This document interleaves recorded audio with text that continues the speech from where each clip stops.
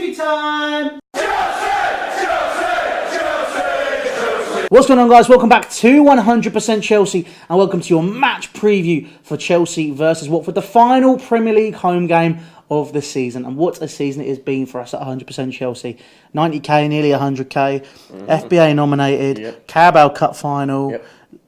That's about it, really. Possible Europa League final. Possible Europa League final, dependent on budgets and all of that lovely stuff. And we're trying something new here by basically having the mic views for fan cams literally leaning on a bit of kitchen roll in a bit to try. Professionalism. Which you wanted better sound quality, so we're going to give it a go. So when you speak, you've got to speak into the mic, Scott, which is something like that. Okay. Yeah, but you don't need to lean all the way over. You might just want to come a bit closer. Come a bit closer. Come a little bit closer. Bit cosy, but it'll do. It works. But anyway, listen. As usual, we're going to get into any previous business and reviewing the previous game, and that was Chelsea at Frankfurt, a 1-1 draw. Yes.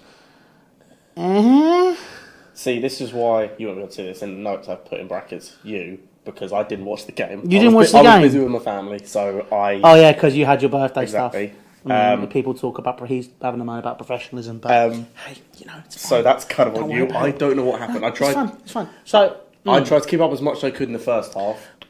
After that, I kind of... I mean, the cut and dry, the short of it is, basically, Frankfurt started really well.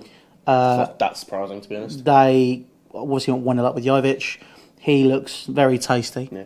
Apparently, I don't know where the people that reported it are reliable or not, but there is apparently Real Madrid have agreed a deal today with Frankfurt to buy him. If it was Marco AS, 60 million euros. That's about 54 million quid. I don't know, yeah, but yeah. I mean, that's not too bad. That's a vast increase on what they spent when they bought him for. What? I'm trying to figure out the euros to pounds thing. I don't know. I'll get that now. But I mean, they only bought him for 8 million from 7. Was it 7? 7 million from Benfica, literally about 2 weeks ago. Wow. Fair play. I mean, that is ridiculous. I mean, what does that spell for, the likes of Benzema? Do you reckon he's going to become a bench player? 51 million it cost. Benzema, I can see becoming a bench player, so to speak, but that's not surprising because, yes, he's been their best player recently. He's the only player to score in 8 consecutive, be the only player to score 8 goals in 8 consecutive games, if that makes sense. Yeah, that makes sense. But yeah, he's waning down. He's 30, I think. I want to say 29, 30, something like that. And so he's waning down a bit. So I can see. Plus they've got Mayoral, who's not Real Madrid quality. No offense to him. They've got Mayoral. Borja Mayoral. He's on loan at the minute at Levante, I believe. Oh, they've got Mariano as well. Mariano, but again, I don't know whether he's quite up there at the level he needs to be for them. So this makes sense. Yeah, look, I think that 50 million, that's a snip. It is. 50 million for quid. Arguably the most informed player in the world. That's ridiculous. But yeah, I mean, he was on fire. Obviously, without Hudson-Odoi, without Rebic, which obviously did work in our favour because by the end of the game, they were shattered. I'm talking like 80 minutes, Cramp was playing up, all that type of stuff, and we were starting to really get a foothold. Obviously, Pedro scored the goal to bring us back into it. Zonal marking, again, a massive issue. I saw that. I watched some of the review and I saw they got mentioned straight away. Oh, no, Nico lost his shit. I need to go back and watch that. Nico was still going on about it today. We went for lunch and he was still going on about it. I was like, it was insane. But I mean, it's to be honest, look, we're 1-1 in the tie. Second leg, we've got the away goal. I think that works in our favour. There's no doubt that that they will score Frankfurt at Stamford Bridge, having Rebic back, Haller, Jovic. They've got their squad. And obviously that is a very scary prospect. But we'll move on swiftly to other results in the Premier League post-recording. One of those results being Bournemouth 1, Tottenham Hotspur 0. With the added bonus of no Juan Foyth in the final game of the season for a red card. No Heung-min Son in the last game of the season because of a red card. Son got daddy issues.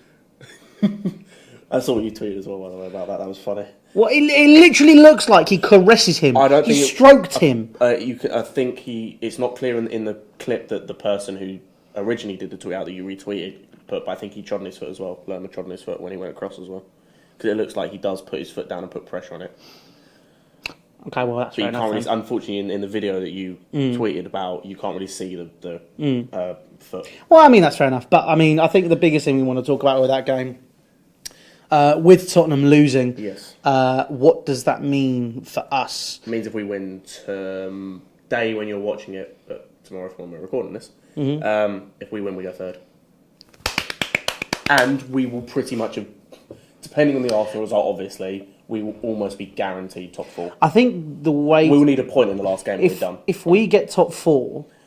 with you know what I was saying about we haven't been shithousing this season?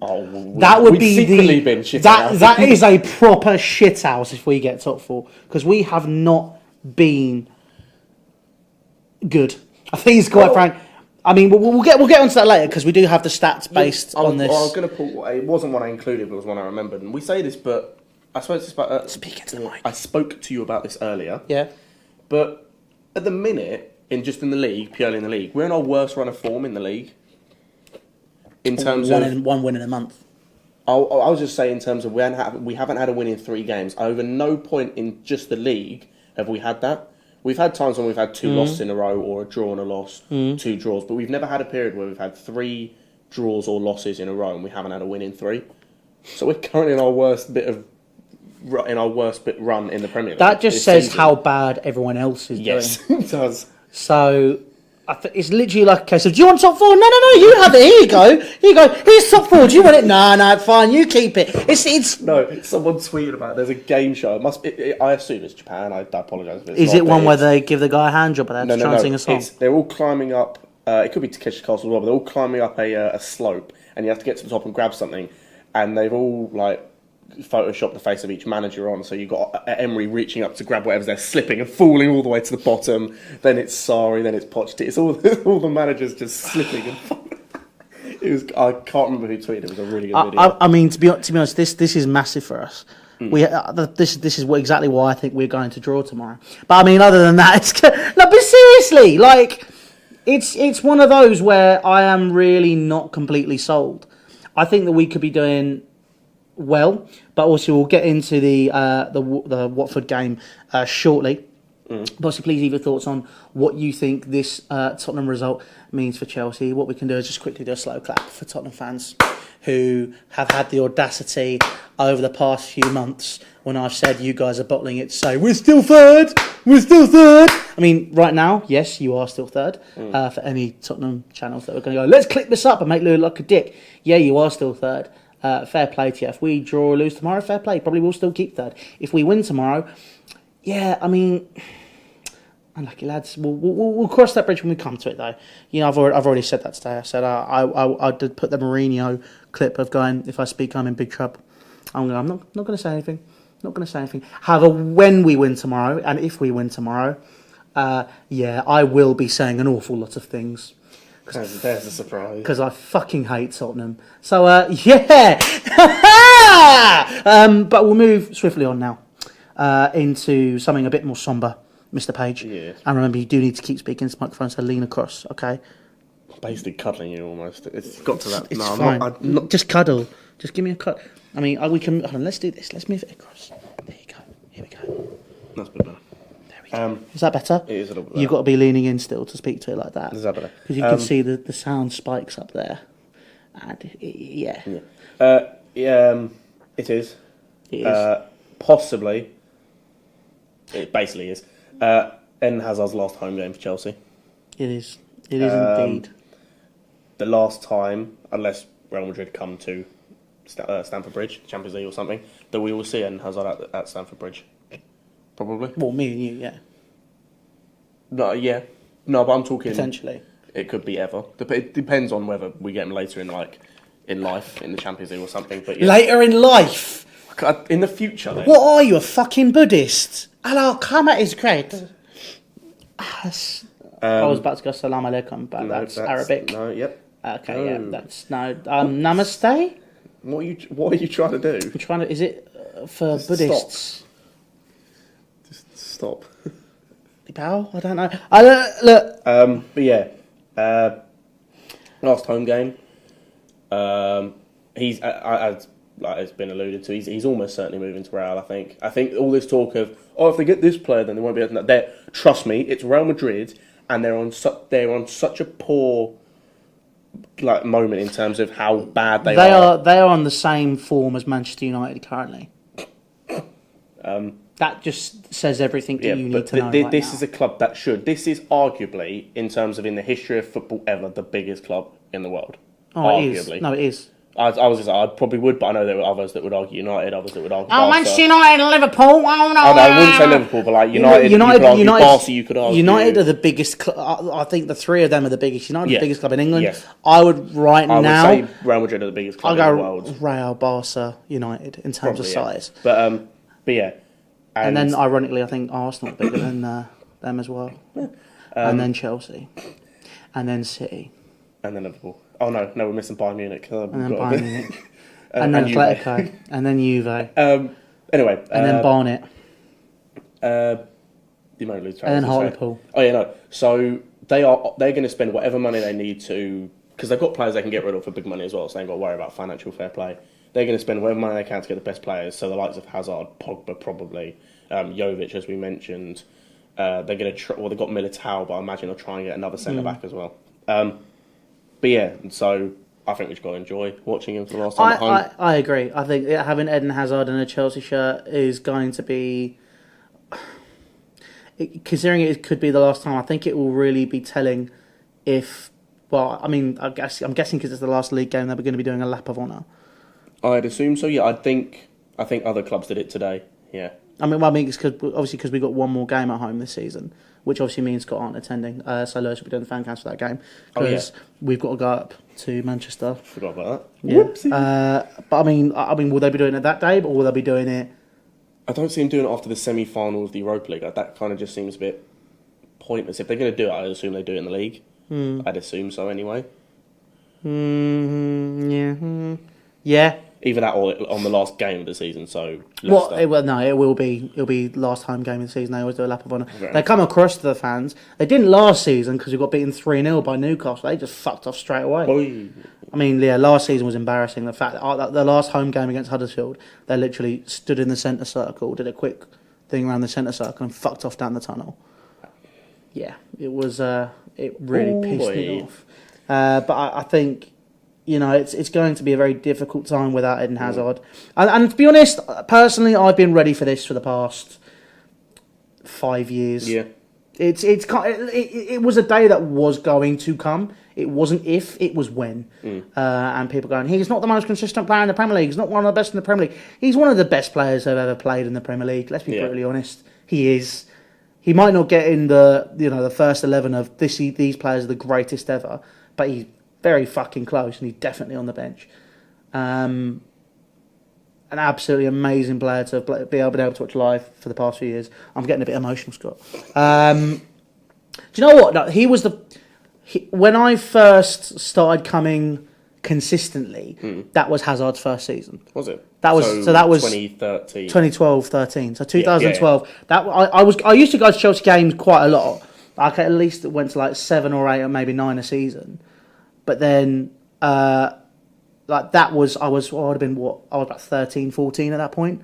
Yeah. So I was that's when I first started going regularly, and being able to watch him basically develop as a player has been absolutely amazing. And it's going to be strange. I think the question you put is, can we cope without him next season? And if not, how do we patch over the cracks? I was going to say the cope without him is obviously a no, but in terms of it's more a how do we? Because obviously we can't. We've seen in games like Cardiff when he wasn't starting, I believe. Even Frankfurt, to a lesser extent, I didn't watch the game, but based on what you said in the first half, in other games this season where he's not played, Crystal Palace earlier in the season, he wasn't that impactful against Frankfurt. But I can't really blame him. And to be honest, I think Sarri made a really interesting choice and the correct choice when he said, basically. Adolf Hitler, or was it Hooter? Hooter, as in Hutter, as in Hooters, but spelled differently. Okay, yeah. Adolf Hooter basically came out and said, "Oh, we're going to mark Hazard out the game." So Sarri went, "Okay, I won't start him." So he didn't start him. He Fair came play. on, and then by the time Hazard came on, they were shattered. So they were just going Fair back. play. But he did all right. But I mean, the replacements that you've got down here, I'm going to say it flat out now. Oh, there is no replacement. There is no replacement for Eden Hazard. But there are makeshift. There are players that can come into the side and have an impact. Basically, you got Callum Hudson-Odoi is the obvious choice, but he is coming off. He would be coming off the back of a long-term injury. Plus Most likely, you're not going to see him for about a year. Let's be honest. Yeah, he's out for the season. I'd say at least until December, maybe November a push. And I'm saying if we somehow have the best rehab, I would even go further. I'd say January, February. I wouldn't bring him back in consistently until the FA Cup. How long ago was he injured? It was Burnley, wasn't it? Well, about 2-3 weeks. I think the thing with this is those type of injuries you don't want to rush the player. Oh no! And I think obviously, like you said, you put Jake's interview in a couple of weeks ago. Or it can be the making of someone's career, but it can also be the breaking. Yeah. I mean, look how long it's taken Kurt Zouma to return from a massive injury against Man United. Bear in mind, that was the 2015 season. That's been 4 years. He was out for 15? He was out... 2016, sorry. That was when he went in February 2016. So that's been 3 years. He went out on loan to Stoke. He was out for a year. He then went out on loan to Stoke. He then went out on loan to Everton, and he's only just found his feet again. Yeah. Look, I know that was an ACL, but Achilles injuries are just as serious. Look at Falcao. He had an Achilles injury. I say you want even a closer... I know he's old, but Koscielny's not the same. If you watch him playing for Arsenal coming back, and he's only just come back from an ACL. Yeah, exactly. Not an ACL, an Achilles. This is it. I know he was old anyway, so you could put it down to that, but he's not the same because he was their best defender, and he's not really anymore. It's tough, and people say, "Oh, he's going to come back. He's going to come back." He's definitely going to come back, but it depends what type of player returns. I was going to say because you could have. I'll take Aaron Ramsey, for example. You could have an Aaron Ramsey just after he came back from injury, or you could have an Aaron Ramsey who's about to go to Juventus and looks like he'll easily get into their starting 11. It's one or the two. And I know that took time, but again, you could have a Falcao, as you said, where the injury ruins him for the most part. Or you could have... It's a serious dilemma here. I would not rush him. No. At all. Look, if we don't have a transfer ban, I would definitely dip into the market. Obviously, we've got Pulisic coming back, and he was named man of the match today. I know he was the best player on the Dortmund team, but I think Milo Rashica was named man of the match the whole game. I mean, Christian Pulisic was the best player for Dortmund in their game today, so that says a lot. He hasn't been inspiring this season, and I'm going to say that out right now because he hasn't. No. And I look at his statistics. I'm not going to sit here and say I've watched thousands of minutes of him playing football, but I understand he's a very exciting prospect. But looking at the basic stats, and I know stats don't tell an entire story, but they do give you a good gist. I'm not overly inspired, but I would love to be proved wrong. That's something which I'm putting out there straight away. If and hopefully when I'm proved wrong, he comes and does an amazing job, then so be it. But the player which you've highlighted here, which is extremely unlikely we do get him because, based on the people that are being linked with him as well, the clubs that are being linked with him, the Manchester Uniteds, the Liverpools, the Reals, some big clubs that are bigger than us and do have a bit more attraction than we do currently. Nicolas Pepe is definitely someone I'd love to consider. I think starting on a positive, I think he's definitely an amazing young talent, amazing young prospect. He's proved that this season. You look at his statistics. Yep. It says it all. Absolutely astounding play. Fantastic little player. I think we should get Jan to do a little comparison thing for us if you like that. Also, while we're on the topic of Jan, I hope you've been enjoying his videos because he's going to be with us for a very long time. That boy. Yes. Oh boy, he's older than both of us actually. Oh, yeah. That man. Yes, Jan. Jan the Stat Man. Not the Jan the Stat Boy. It doesn't work. But yeah, Jan's going to be part of the team going forward. And obviously his show is currently called Number Crunch. And I was kind of thinking for the intro you have, the De Rossi tattoo. Yeah, but they don't know that. I'm trying to explain it. You've explained this. No, I haven't. Oh, I explained it in the chat, but not on the thing. So De Rossi's tattoo of the guy sliding in, I want to do that with Jan, slide tackling a number. Right. It does sound a bit like a kids' TV show. No, I'm behind it. I'm wondering how you're going to do it. Get an editor to do it. I don't know. I'm not going to do it. I'm not good enough to do that. I'd love to learn, but I mean, I do have 6 months to do that. Considering this is literally all I'm going to be doing for 6 months. But hey, obviously we'll get Jan to do something on this as well. So make sure you head across to Jan the Statman on YouTube, head across to Jan the Statman on Twitter, all that good stuff as well. And if you've got any ideas for other names for his show, please do let us know down in the comments. Go on. On Pepe, two other sort of positives about it is, number one, he's a predominantly right-sided winger. So a lot of people that immediately would go, oh, he's going to take Hudson-Odoi's place. He's not, because if anything, he's going to push Hudson-Odoi on the left, where his best position is, and then we can see him develop as a left winger predominantly, which is, as I said, his best position, and so it improves him. And as well, one of his, not a demand, but a preference, for lack of a better term, that he wanted an attacking fullback to partner him, so it would almost force our hand in terms of getting someone. I know we've got Reece James, but in an attacking sense, I don't know. I know defensively, he's fantastic. He's been very good sense, progressively. I think he's had the most successful crosses of any player under 23 in the Championship. A statistic like that or something. He's been, to be honest, he's played everywhere for Wigan apart from in goal. So I mean, that just states if they're doing that at Championship level, that's something that you do at school. You always the best player. Like if you're needing somewhere plug in, he can play anywhere. It's like Reece James is that kid, and it's mad that he's younger than both me and you, Scott. It is. I heard the voice crack then. Don't cry, it's fine. But I mean, look, Cho, Pulisic, Pepe. Leave your thoughts down in the comment section below on who you think could be a replacement, and also any other names. But when I say any other names, realistically, don't go, oh, we could get Dybala. No, we can't. Oh, we could get Dembele. No, we can't. Realistic, please. Why'd you make them sound they're like the special? I don't know. That's the first. Why'd you make them? Who's that character with the squeaky voice? I don't know. I don't know where I've got. You're literally sitting there going, it's the Dembele.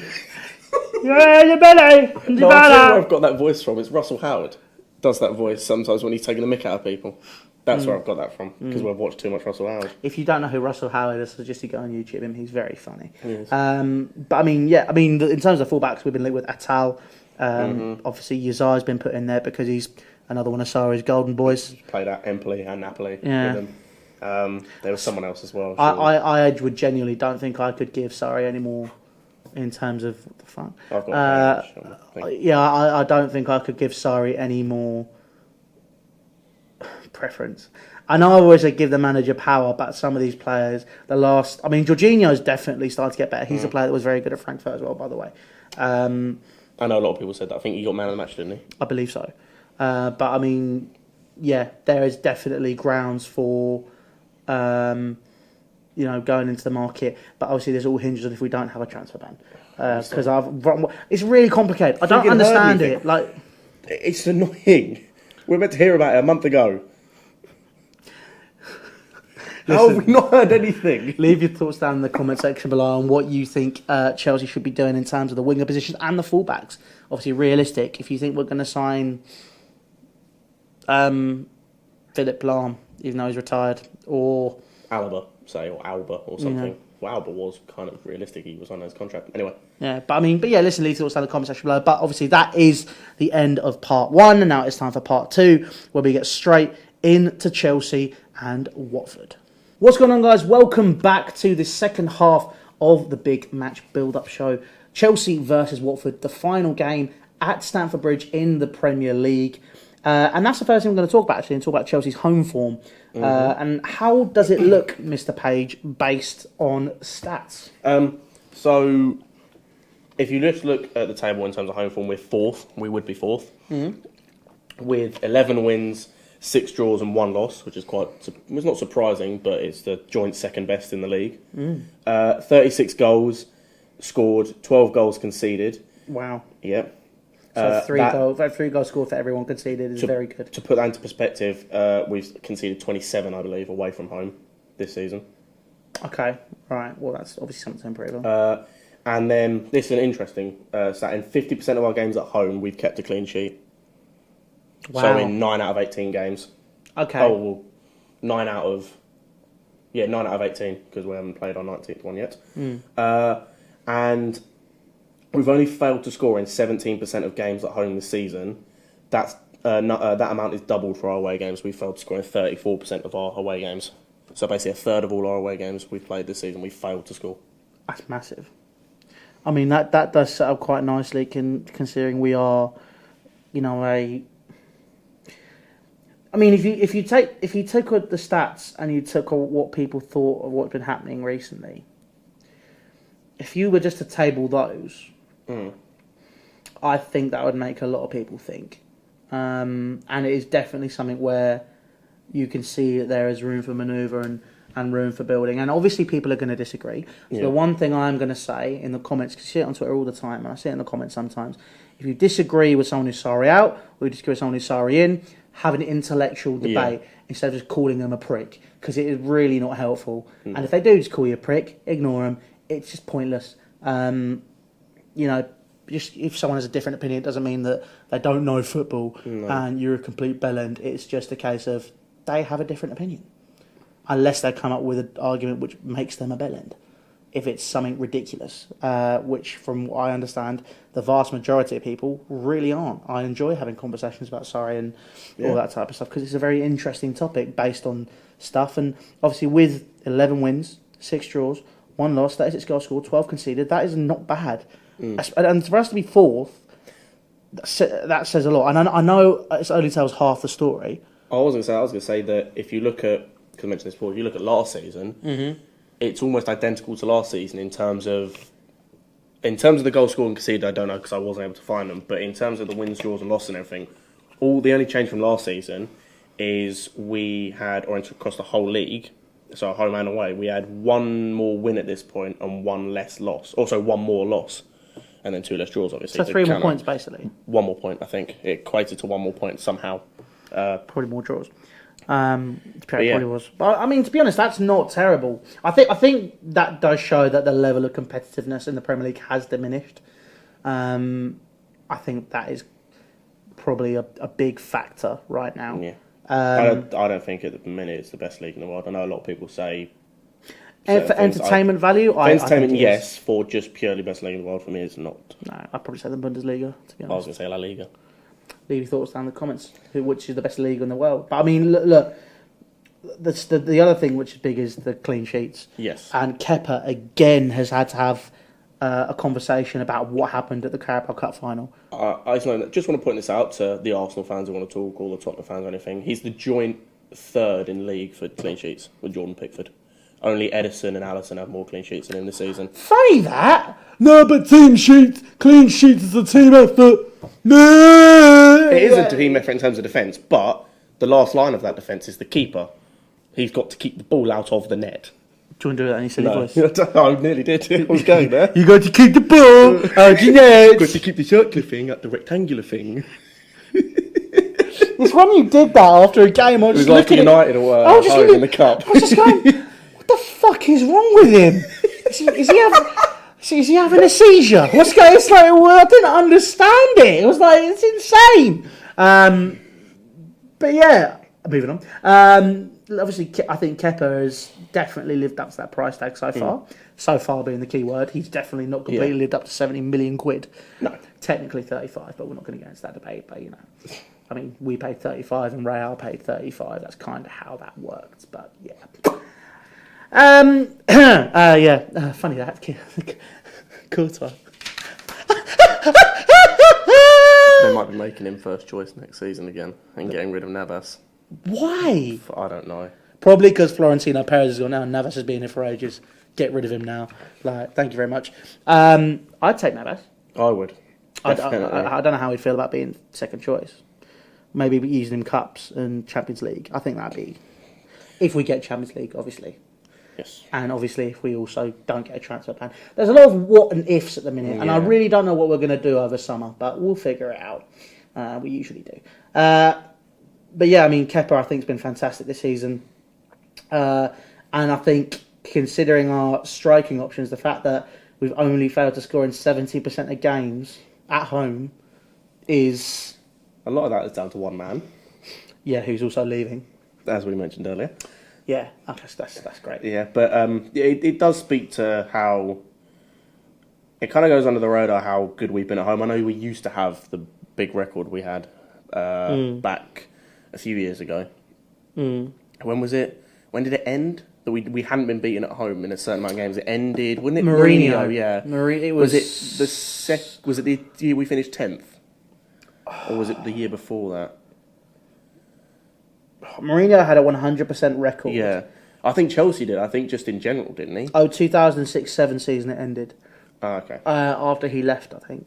But I think he never lost a game until we lost at Stamford Bridge until we lost to Sunderland in 13-14. Christ. And it was Fabio Barini who scored. Oh, God. I remember that game very well because I was so angry. I was so I'm not angry. surprised. Fabio Barini scored. It was Gus Poyet as well going, yes, we scored, yes, great success. I don't know why he went into Kazakhstan, but yeah, I'll avoid it. But yeah, we're getting, as I said, we're getting back to how we used to be as a Chelsea team. Really solid at home. Yes, our away form has gone completely. But yeah, we're still solid for the most part at home. Yes, we've had a couple of poor results, i.e. the FA Cup against United, the Leicester game. We've had like the Southampton draw, the Everton draw. We probably could have got more out of those, but we've still had good results. Yeah, look, to be honest, it's been developing, and this is a work in progress. I think these stats are important because this is definitely something we can review next season. I think this is where you can see if Sarr is really developing or not. I personally think he will, even with a transfer ban. Yes, I think it will force his hand, and I think it will either make or break him, to be honest. And I think it could make him, especially because it may force him to play different players in different positions and really have a little mess around with the system. That a little bit in the minute. He has. Dave, he's tried to be centre back in training. He tried Ampadu earlier on in the season at right back, playing the Hazard as a number 10 in a 4-2-3-1 when we were like against Everton and Wolves. So he's trying new things here and there, and it looks like he's putting players in different positions to see how they are going to perform. Yeah, and that's the big thing, and I think especially with a lot of youth players next season, a lot of people are saying it's going to put a lot of pressure on them, but to be honest, it's something which Chelsea sometimes. Yeah, but I mean with the youth players, it's kind of a case of there wouldn't be as much pressure on youth products at Chelsea if Chelsea implemented them correctly. Yes. So I think it's kind of a case of right now we have to be very, very, very optimistic. And look, to be honest, next season is not going to be good. I think if we do get Champions League, we'll get battered. I don't think we'll make it out of the group, and if we do, we'll get turned over in the round of 16. I also don't think that the league is going to be any easier for us. I can see us falling away from that top 4 spot. Man United are going to improve, as are Arsenal, as are Tottenham, so it's going to be very, very difficult. Even those below us. Even those below us will improve as well, so it could close the gap. But, it's going to be a very rough ride. It's going to be interesting to see what happens next season. But moving on from that, we will get straight into the preview for Chelsea versus Watford. Obviously, a 2 o'clock kickoff at Stamford Bridge. Happy days. Lovely. And, I'm very excited. Are you excited? I'm excited in one sense, but I don't really know because the Burnley game is still in my mind, and I'm still a bit nervous. I'm nervous, but I'm excited because for me it's a nice round. I like stuff coming to a close. I like closure, and for me it's kind of a case of this season, irrespective of what the result will be tomorrow. Obviously, my mood will definitely depend on it, but it will be a case of being able to be at ease and go, you know what. This season may have not been the easiest, but we made it to another one, and it's a case of it's stuff like that which I appreciate. I like those little things. It's what I live for. I know that sounds really depressing, but a little bit. Appreciate the little things in life, mate. That's how it should be. But we'll get straight into some stats. Even though that's really Jan's job, we shouldn't really be doing this, but we're doing it anyway. Chelsea have scored 32% of their league goals after the 75th minute. Watford have conceded 16 goals after the 75th minute, and that is their worst period during a match in terms of goals conceded. Yes. The 2 periods they struggled to not concede from, I suppose, to defend, basically, were the 76th to 90th minute and the 31st to 45th minute, so basically just before the end of each half. they've conceded in terms of the whole season. They've conceded 10 goals away from 10 goals in between just before the end of the first half, and 16 goals, as we said, before the end of the second half. Okay, right. In that little period. Well, yeah, which is good because we, as we said, we have a tendency to score these late goals. I.e., Wolves. I know that it was away from home, but Cardiff, for example, United at home. So we do have a tendency at times, as we said, to score these goals. But one other stat that's a bit on the flip side is that Watford have scored in 72% of their away games this season. So basically, if you was to break that down right now, 18 divided by it'd be 2 so 9, basically 4 or 5. No, sorry, 12. Yes. Roughly. I mean, 11, 12, 12. 13. Out of 18 12. games.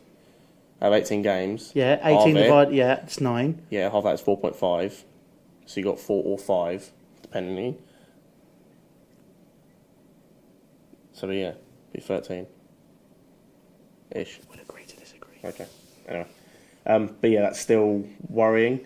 But another stat I found is that in their last 10 games, they've conceded at least 1 goal in every game. Yeah. I mean, that does work in our favour quite a lot. And I mean, considering that they are right, but they're not going to get 7th. They won't. I think their goal difference is -1. It's not even that. I think they're something like 6 points off. So they basically have to win both their games and hope Wolves lose by a massive margin in their last game. Or so, I think they're only 3. I don't think they're 4 points off. Oh yeah, no, sorry, not 6 points. They can still do it, but it's like you have to work. Yeah. You have to work in their favour. And so I think they're going to be looking towards that FA Cup final. Oh yes. They will not be resting any players because it is the second to last game of the season. Speaking of which, Troy Deeney is back. Yeah, so I mean, he's going to be a very tasty thing. Mr. Cojones. Mr. Cojones versus Mr. Sideshow Bob and Mr. How would you describe Christensen? Babyface Assassin 2.0. No, because I think Christensen can be a bit of a bitch sometimes. Oh, okay. What's the character that always runs away? What's the one in 300? I don't know. I haven't hunchback. seen 300 in ages. Well, I've forgotten his name. But Greek mythology, little Greek hunchback guy, Spartan. Nico's probably screaming at the screen now. Got the screen going now. This person! It's this person! I should know Greek mythology, and I can't remember who you're talking about. Why would you?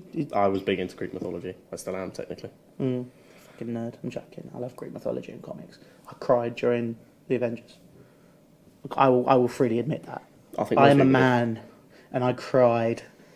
Appreciate my humanity. But yeah, look, goal difference -1.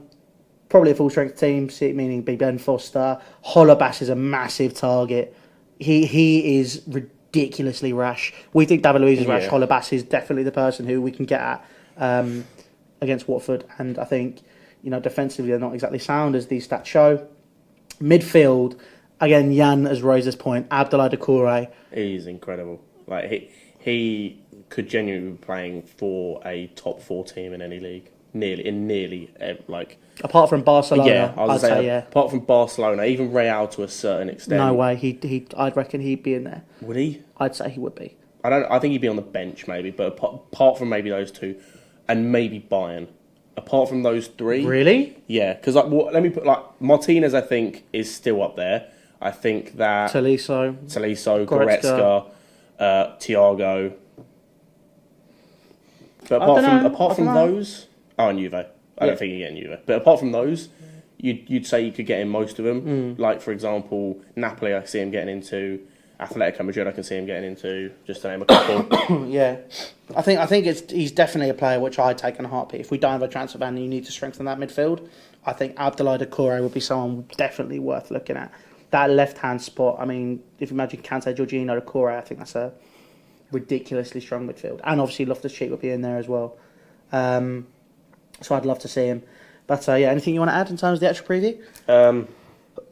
Not really. I think this might be a game in terms of the way we set up in terms of our fullbacks that might not be too difficult to play against. In terms of, if you look the way they play with a 4-4-2, but it's not orthodox in terms of their wingers aren't wingers. Did you watch Jan's video? I did not know. You're supposed to say yes. Yes? Yeah. I edited Jan's video. So you definitely watched it. So what did he say? He basically said the same thing. He said they're 4-4-2, but they're not passive. They're very aggressive and they like to press, which means that could be an issue in terms of playing the ball out from the back. But at the same time, it's definitely. I was more thinking in terms of our fullback. So if you look at some of the players when we come up against, in terms of the wingers, they're always quick. But Watford's wide midfielders, if they play Hughes and Pereira, they're not exactly all that quick. So we can kind of afford, in a sense, to have our fullbacks press on more as they do, and not worry as much about tracking back becoming a problem. Well, I mean, this leads very nicely into the lineup predictions, and I think the Kepa would start. Yep. I think it would be David Luiz. Yep. Someone said they could see Dave playing and Zappa Costa playing, and part of me can kind of see that. Yeah. If Troy Deeney is playing, I can really see that. Because Christensen, I've mentioned this before, I have turned around this season on him. I think he has got the ability to become a top player, a top defender in the future, but he's not ready now. No, and it's not even that. It's whenever he plays against big centre forwards, he's scared. He struggles. Scared. He does, and just watch the Burnley game. He is very delicate, and but I can see Surrey starting him because that's his choice now. Yeah. Personally, I would agree with you. I'd say Dave. I'd even go a step further, and I personally think also a bit of sentimental value. I'd start Cahill. Actually, I'd start Cahill. It depends if he's fit. 'Cause I know he had a tendon problem, and that's why he wasn't in the squad. I didn't mention that in the video because I hadn't realised in the one I know is the preview for Frankfurt. But yeah, he was out of the squad because he had an injury. Yeah, I mean, to be honest, it is one of those. I would start Cahill, but I could see Dave starting Zappa Costa going right back, which I think, like you said, he's great going forward. Zappa Costa defensively, he's not great, but he's got the legs on Will Hughes or Pereira.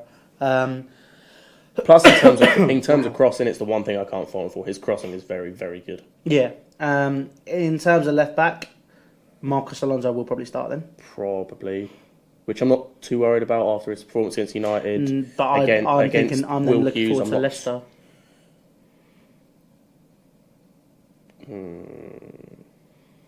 Do you see my thought process now? I think that it's going to be very difficult for Alonso and Emerson to pick. Obviously, people are probably shouting Emerson. I would personally pick Emerson. Yeah. I'd play him 2 games on the bounce. I'd play Alonso. Yeah. Against Frankfurt. I mean, actually, not would I? Or against Da Costa. Yeah. No, I wouldn't play him against Frankfurt. You can't. Okay, no, all right. I'm making a call. I was going to say I'd play him in this game because then if we get a win in this game, we can risk playing him in the Leicester game because all we need is a draw. Okay, yeah, all right. So that's. Whereas we need to win the Frankfurt game because obviously we can't. It's knockout tournament, isn't it? Yeah. So Alonso at left back. So our team is currently Kepa, Alonso left back, Zappa Costa right back, Dave and David Luiz. Midfield 3, Jorginho, Kante. I can see him starting Kovacic. After how he played against Manchester United, I do not see an issue with that. I really don't. Who would they play? Decore and Capu? Yeah, I played Kovacic. Yeah, fair enough. In an ideal world, I'd play Ruben Loftus-Cheek. Yeah. He did play 90 minutes on Thursday. He'd definitely be someone I would bring off the bench. No, he didn't. He got did he not? Off. Because I remember, that's one thing I remember. I remember reading back, skimming through, right. and someone was moaning that he got taken off because he was the best. They thought he was the best player. You're right. I would. Yeah, that means he'll probably start then. He'll go Loftus-Cheek, Kante, Jorginho, front 3, Hazard, obviously. Higuain, obviously. Yeah. Pedro. Fortunately or unfortunately, however you want to look at it. And then Pedro, probably. Probably Willian because he took Pedro off. Yeah, exactly. Yeah, but Willian then is probably right to say because he's more fit of the two. He took Pedro off. No, he took Willian off. Oh, did he? Yeah. You watched the game. I didn't, but I know this. I can't remember yesterday. Let alone he took Willian off. For Hazard. Yeah, well, yeah, okay, it'll probably Willian then, and I don't think there's an issue with that. How would you, if you're in, hear me out, how would you feel if you were in charge at Chelsea about giving Hazard the armband if this is his last game? I've got no problem with it. I'd give him the armband. I'd give him the armband. Would you give him the armband permanently? What, going forward if he stays? Yeah. No. Just for this game. and then possibly Leicester, possibly. Yeah, that's fair enough. But leave your thoughts down in the comment section below. Do you think it'd be a nice touch? Would you do it?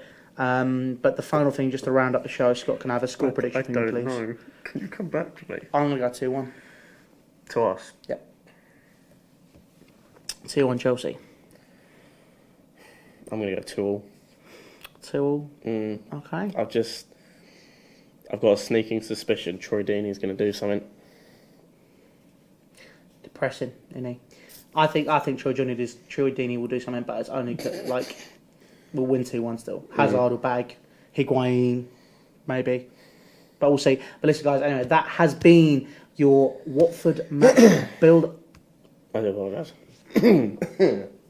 Carry on. I just realised I'm about to say something, then I realised that I've been coughing for the past 5-10 minutes, so I'm cough away, mate. But yeah, listen, guys, that's been your match build-up show for Chelsea versus Watford in the final home Premier League game of the season. Mate, it's been emotional. It's been a great year. It's been a long season. You've only been here for a few months. It's been a long season. You came in like a month and a half in. You wait till next year, mate. But no, guys, listen, make sure you subscribe to 100% Chelsea. All social media links are down in the description for Facebook, Snapchat, Twitter, and Instagram. We'd like to thank you all very much for watching this, and thank you very much for watching the preview. Leave a like on the video. Make sure you leave a comment down below as well, because those do help us. And we've got some very exciting stuff coming for you next season. But right now, we're signing off. It's been Scott. It's been me. The final home Premier League match build-up show of the season is done, and we'll see you later. Ta-ra.